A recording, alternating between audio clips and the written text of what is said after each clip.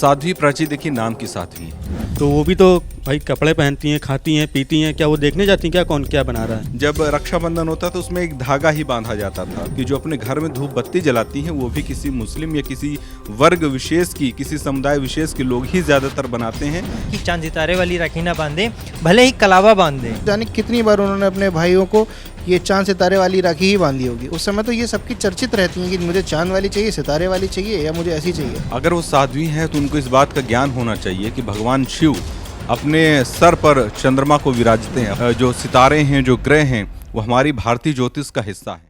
This video is sponsored by Ram Ram Group of Companies, co-sponsored by Nature House and भैया G silver coated इलायची। नमस्कार, मेरा नाम है आशुतोष, आप देख रहे हैं क्राइम चौक। प्राची साध्वी का नाम तो आपने सुना ही होगा।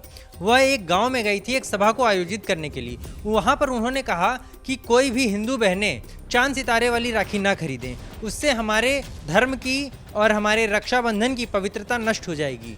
और वह राखी, चांद सितारे वाली राखी, किसी अन्य धर्म के लोग बना रहे। तो आइए इस मुद्दे पर जानते हैं हमारे पत्रकार साथियों का क्या कहना है। भैया, आपको क्या लगता है?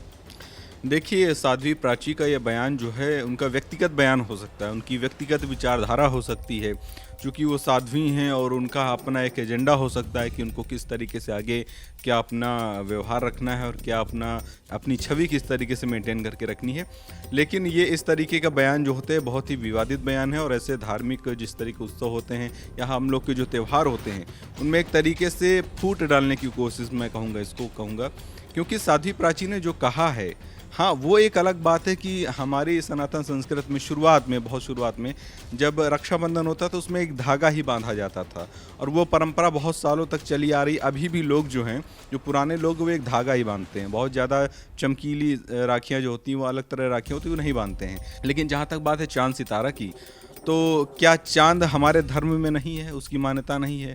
क्या तारों की, सितारों की हमारे धर्म में मान्यता नहीं है? तो उनका ये बयान जो है, मैं उसका समर्थन नहीं करता हूँ, बहुत ही विवादित बयान है। और साध्वी प्राची को फिर ये भी समझना चाहिए कि जो अपने घर में धूप बत्ती जलाती हैं वो भी किसी मुस्लिम या किसी वर्ग विशेष की, किसी समुदाय विशेष के लोग ही ज़्यादातर बनाते हैं। तो क्या वो धूप बत्ती खरीदने से पहले पूछती हैं कि इसकी मैन्युफैक्चरिंग कहाँ हुई, इसकी कहाँ बनाई गई है?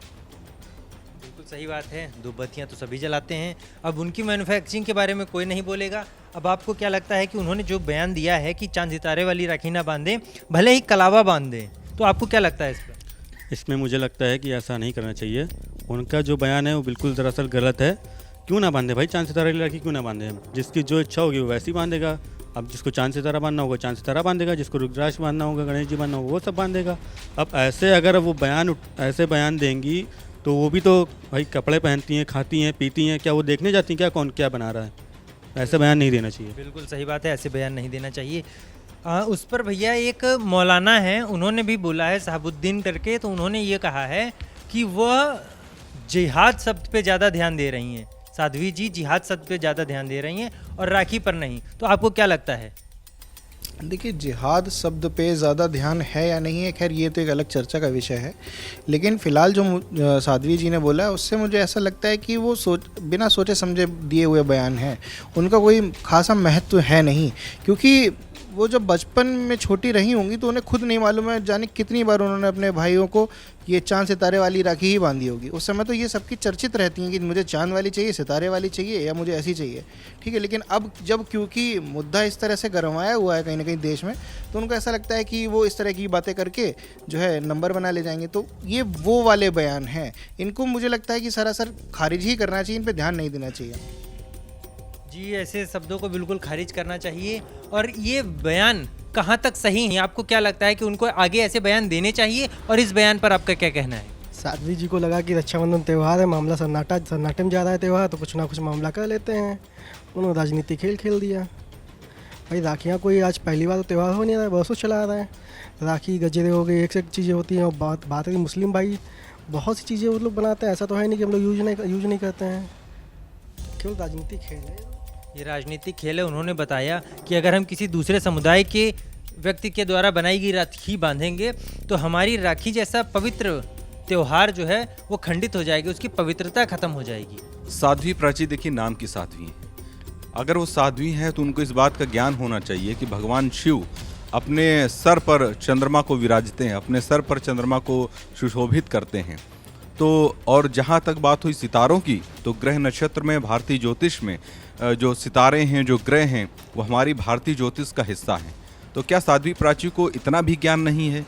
इतनी मतलब हल्की बातें, कोई जिसके नाम के आगे साध्वी लगा हो, वो इतनी हल्की हल्की बातें करता है कि समझ में नहीं आता है कि वो साध्वी अपने नाम के आगे लगा कैसी रही हैं। तो जो शिव हमारे सिर पर चांद को विराजते हैं और जो ग्रह नक्षत्र हमारे भारतीय ज्योतिष का हिस्सा है, उनको आप एक तरीके से उनका विरोध कर रही हैं, तो ये बहुत गलत तरीके, एक तरीके से समाज में फूट डालने वाली बात है।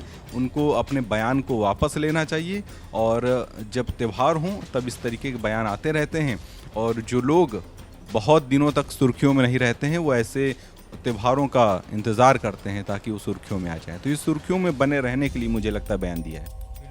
आपने देखा किस तरह से हमारे सभी पत्रकार साथियों ने अपनी अपनी राय दी। उन्होंने कितनी व्यवस्थित ढंग से एक एक बात को बताई, चांद तारे सारी चीज़ों को समझाया। तो त्यौहार को अपने हिसाब से मनाएं और किसी की बातों में ना आए। देखते रहिए क्राइम चौक। धन्यवाद।